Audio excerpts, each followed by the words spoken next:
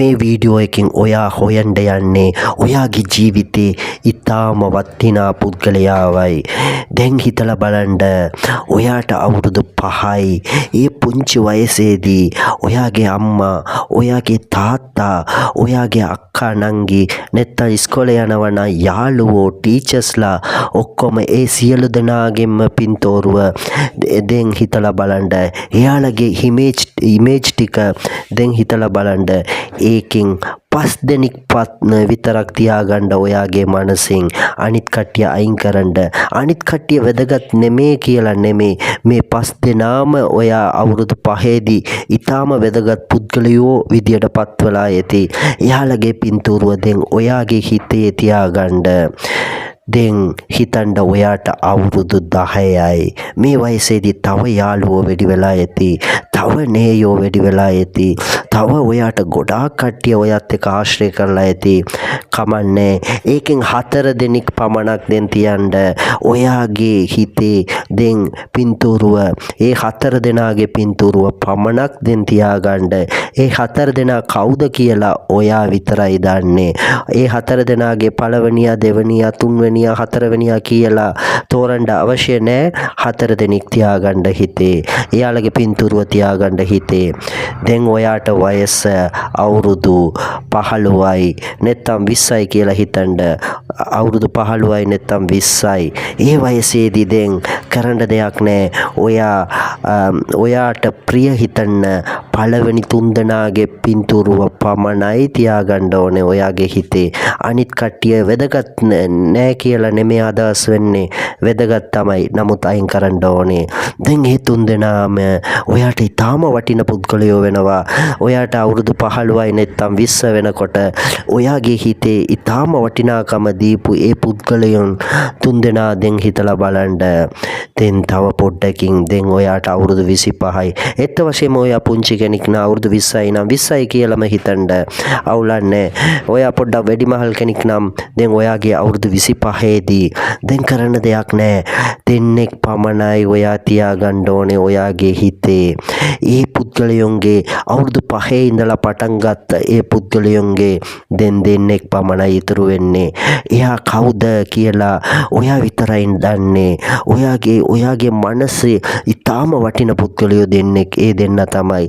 ඒ දෙන්නවම තියාගන්න දැන් ඔයාගේ හිතේ. එයාගේ පින්තූරුව, එයාලගේ පින්තූරුව දැන් හිතලා බලන්න.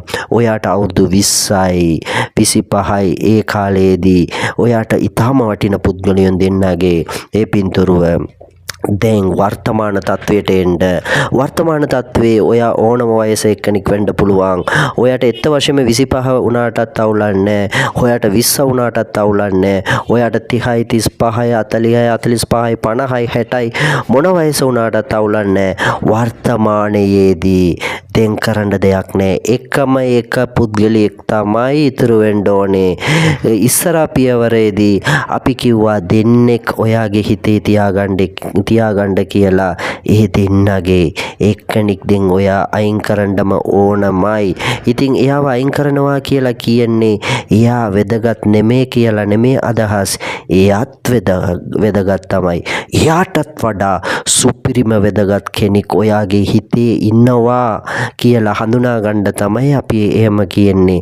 දැන් ඔයාගේ වර්තමාන වයසේදී දැන් හිතලා බලන්න, කවුද මේ පුද්ගලයා? ඔයාගේ මනසේ තාම රැඳී සිටින්න ඔයාට ඊටාම වැදගත් ඒ පුද්ගලයා කවුද? බොහෝ අයට අම්මා වෙන්න පුළුවන්. 80%ක් අම්මා කියලා කියනවා. සමහර අයට අප්පච්චි වෙන්න පුළුවන්. සමහර අයට අක්කා, සමහර අයට අයියා, නංගි වෙන්න පුළුවන්, මල්ලි වෙන්න පුළුවන්. හොඳම යාළුවෙක් වෙන්න පුළුවන්. ඒ හින්දා හොඳම යාළුවෙක් ඔයාගේ ප්‍රිය හිතන එක්කෙනෙක් වුණා නම් නැත්නම් වයිෆ් වෙන්න පුළුවන්, හස්බන්ඩ් වෙන්න පුළුවන්, බබා වෙන්න පුළුවන්. බබෙක් දෙන්නෙක් ඉන්නවනම් කරන්න දෙයක් නැහැ. එක්කෙනෙක් පමණයි ඔයා තියාගන්න ඕනේ හිතේ. අනිත් එක්කනට ආදරේ නෙමේ කියලා නෙමේ අදහස්. මේකෙන් අපි කියන්නේ අනිත් කට්ටියට පළවෙනි ආපු එක්කනට පමණයි තමයි ඔය ආදරේ කියලා නෙමෙයි අදහස්. හැමෝටම ආදරේ. නමුත් ඒ පළවෙනි එකන ඔයාට අමතක කරන්න බැරි චරිතයක්. එයා ඔයා වෙනුවෙන් ගොඩාක් කැපවීම කරලා ඇති. ඒ හින්දා තමයි ගොඩාක් අයට අම්මව හිතන්නේ, ඊළඟට තාත්තව හිතන්නේ, ඊළඟට තමන්ගේ දරුවෝ ගැන හිතන්නේ, ඒ දරුවන්ගේ එක්කෙනෙක් ගැන හිතන්නේ, නැත්නම් තමන්ගේ හස්බන්ඩ් වයිෆ් හිතන්නේ, ඊළඟට යාළුවෝ හිතන්නේ, ඕන එක්කෙනෙක් වෙන්න පුළුවන්. ඒ පුද්ගලයා අම්මා කියමුකෝ කොච්චර ඔයා වෙනුවෙන් මහන්සි වෙලා ඇතිද පොඩි කාලේදී. ඒ අම්මා ඔයා ලෙඩ රෝග වෙන ඒ අවස්ථාවේදී කොච්චර එයා අවදි වෙලා ඔයා වෙනුවෙන් කණ්ඩ බොණ්ඩ නැතුව ඉඳලා ඇතිද. ඒ හින්දා තමයි ඒ වටිනාකම ඔයාට දෙන්නේ. දැන් ඔයා හඳුනාගත්තා ඒ වටිනා පුද්ගලයාව. මේකෙන් ඔයාට කරන්න දෙයක් නැහැ. ඔයා නිකන් හඳුනා ගන්න වටිනා පුද්ගලයාට එතකොට කඳුලක් එනවා. මේ කඳුල ආදර කඳුලක්. ඒ වටිනා පුද්ගලයාට පමණක් නෙමේ ඒ වටිනාකම ඔයා ප්‍රිය හිතන සියලු දෙනාටම දෙනවා. මේ ලෝකෙටම දෙනවා. ඒ වටිනා පුද්ගලයා හඳුනා ගැනීම තුලින් මේ ලෝකෙටම ඔයාට ආදරේ කරන්න පුළුවන් කියන ඒ භාවනාවක් තමයි මේක. ඊටම සරල භාවනාවක් නේද? ඒ හින්දා මේ වගේම වීඩියෝස් අපි නිතරම මේ channel එකෙන් ගේනවා.